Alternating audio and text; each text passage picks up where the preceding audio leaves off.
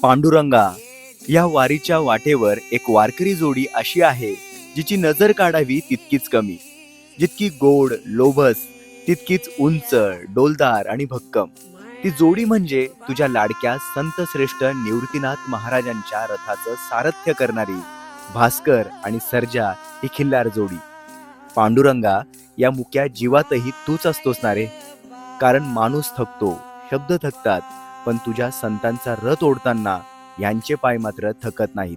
3.5 टनांचा रथ आणि जाऊन येऊन तब्बल 900 किलोमीटरचा प्रवास, पण या सेवेपुढे अंतरही हरतं आणि थकवाही. हे तिसरं वर्ष आहे. 3 वर्षापासून आपल्या जोडीचा नंबर लागला. पांडुरंगा, भास्कर आणि सर्जा ही फक्त नावं नाहीत रे.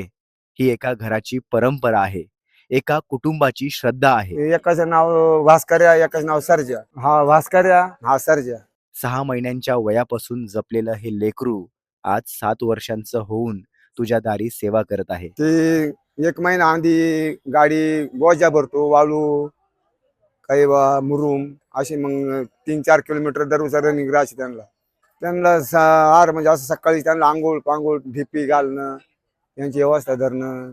पांडुरंगा, आईला जसं आपल्या लेकराचं दुःख न सांगताही कळतं ना, तसंच काहीसं नातं असावं ना रे या मालकाचं आणि त्याच्या बैलाचं. जसं पांडुरंगाचं आणि वारकऱ्याचं नातं असतं ना, तसं बैलाचं आणि मालकाचं नातं असतं.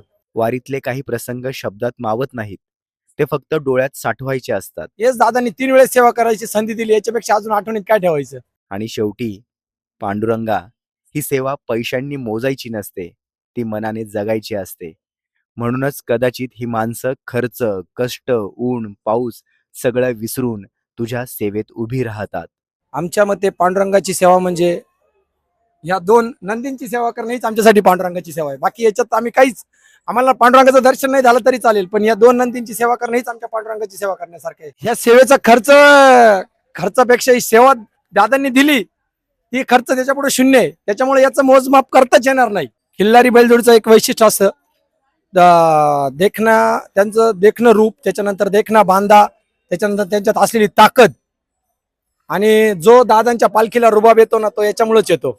जो आपण वारकऱ्याची टोपी कशी घालतो तरच वारकऱ्याला शोभा असते, तशी या दादांचे रथ ओढण्यासाठी खिल्लारी जोडी असली तर त्या दादांचा रथ आहे त्याला अजून शोभा येते. आणि पांडुरंगा, जर आज भास्कर आणि सर्जाला बोलता आलं असतं ना, त्यांनी या पांडुरंगाला सांगितलं असं एकच, जसं छत्रपती शिवरायांच्या काळात जसं बळीचं राज्य येऊ काय शेतकऱ्यांसाठी, हेच त्यांच्याकडे पांडुरंगाकडे यांनी साकडं मागितलं असतं. आणि त्यांना बोलता जरी येत नाही ना, तरी ते शेतकऱ्यांसाठी साकडं घालताय.